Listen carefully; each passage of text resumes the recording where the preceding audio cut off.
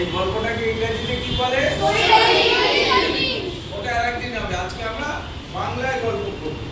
গল্প তো আমরা অনেক শুনেছি, কিন্তু সেই গল্পের মধ্যে প্রতিটা গল্পে একটা অন্তর্নিহিত জিনিস থাকে, যেটা আমাদের জ্ঞান অর্জন কিংবা সেটাকে অবলম্বন করে আমরা এগিয়ে যেতে পারলে আমাদের ভালো হবে। তা আজকের গল্পের বিষয়টা কি কি দেখা যাচ্ছে? তার মানে ফল সবজি খেলে কি হবে আর পিৎজা বার্গার খেলে আমাদের কি হবে। এইবার গল্পটা আমি চালাচ্ছি, সবাই দেখে। অনেক বছর আগে এক শহরে একটা পরিবার থাকতো। পরিবারে দাদু ঠাকুমা আর মা বাবার সাথে 8 বছরের হিমাংশু আর 7 বছরের হিমানি থাকতো। দুজন আচ্ছা, আমরা এর থেকে আরেকটাও জিনিস জানছি, তোদের আছে বিষয় পরিবার আছে তো পরিবেশে। পরিবার মানে আমরা কি জানি?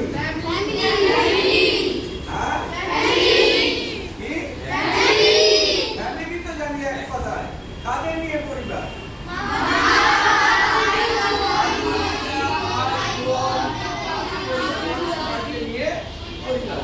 সেরকমই একটা পরিবারের গল্প। বাইরের খাবার খুব ভালোবাসতো, এই জন্য ওরা দুজন পিৎজা বার্গার তো খুব শখ করে খেত, কিন্তু শাকসবজি আর ফল খাওয়ার জন্য বারণ করে দিত। না, আমরা সবজি আর ফল খেতে ভালোবাসি না, আমাদের শুধু পিৎজা আর বার্গার ভালো লাগে। কিন্তু বাচ্চারা, যদি তোমরা ফল আর সবজি খাবে না, তাহলে তোমাদের চোখ তো কমজোর হয়ে যাবে।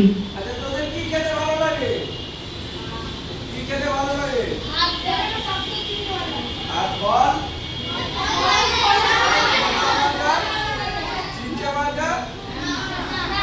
সে তো এখন বলছিস না, আর বাড়িতে তোমার বলিস যে আমার পিৎজা কিনে দাও আর বার্গার কিনে দাও, তাই তো? এইবার দেখ যে কোনটা খেলে কি হয়। আর তোমাদের এই ছোট বয়সেই চশমা লাগাতে হবে। কিন্তু ওরা কখনোই মায়ের কথা শুনতো না। না, আমরা ফল আর শাকসবজি খেতে ভালোবাসি না। একদিন মা ওদের দুজনকে খুব ভালোভাবে বোঝায়, শাকসবজি আর ফল খেলে আমাদের চোখ খুব ভালো থাকে, আর যদি তোমাদের চোখ খারাপ হয়ে যায় তাহলে তোমাদের চশমা লাগিয়ে থাকতে হবে। মা এভাবে ভালোভাবে বোঝাতে হিমানি মায়ের কথা শুনলো। ঠিক আছে মা, এবার থেকে আমি রোজ সব সবজি আর ফল খাবো। কিন্তু হিমাংশু মায়ের কথা শুনলো না। না মা, পিৎজা আর বার্গার। আচ্ছা, আমরা ফল সবজি খেলে যে আমাদের চোখ ভালো থাকবে, আর ফল সবজি না খেলে চোখ ভালো থাকবে না, কেন? কেন? সবজি ফলে বিভিন্ন রকম ভিটামিন থাকে, যে ভিটামিনগুলো আমাদের শরীরে প্রয়োজন, যেটা পিৎজা বার্গারে থাকে না। পিৎজা বার্গার হচ্ছে একটা জাঙ্ক ফুড, তাই আমাদের ফল সবজিটা আগে খাওয়া প্রয়োজন। কেটে গেছে, চুপ করে বস, এমন কিছু কাটিনি, আমি দেখতে পাচ্ছি। বস, খেতে ভালো লাগে, আমি ওগুলোই খাবো। মা হিমাংশুকে বোঝানোর চেষ্টাই ছেড়ে দিলেন। এইভাবে কয়েকদিন কেটে গেল। হিমানি প্রত্যেকদিন শাকসবজি আর ফল খেতে লাগলো, আর হিমাংশু আগের মতোই পিৎজা বার্গারই খাচ্ছিল। একদিন স্কুলে হিমাংশু টিচার ওকে বললেন, হিমাংশু, ব্ল্যাকবোর্ডে লেখা প্রশ্নটার উত্তর দাও।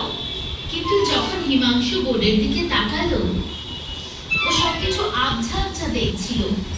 ও নিজের চোখ দুটোকে ঘষে আবার দেখলো, কিন্তু ও সবকিছুই আবছাই দেখতে পেল।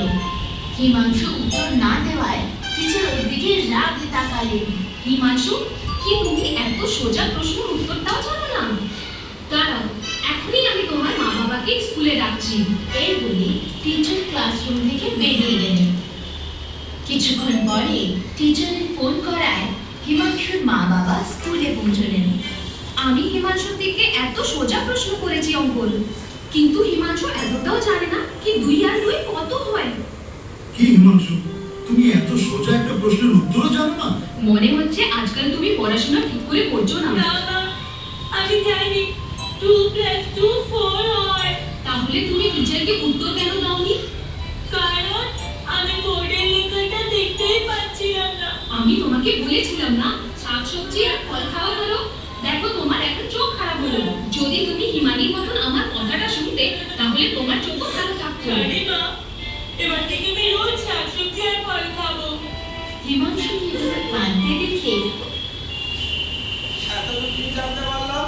তাহলে কি হলো আমাদের? আমরা বাবা বললো শাকসবজি খেলাম না, ফল খেলাম না, তার প্রতিফল আমাদের কি হলো? আমরা ক্লাসে গিয়ে আমরা এই কাছের জিনিসও আমরা দেখতে পাচ্ছি না, আমরা বলতে পারছি না, অথচ আমি জানি। তাহলে আমরা কি করব? আমরা ভালো জিনিসটাকে নেব আর খারাপ জিনিসটাকে বর্জন করব।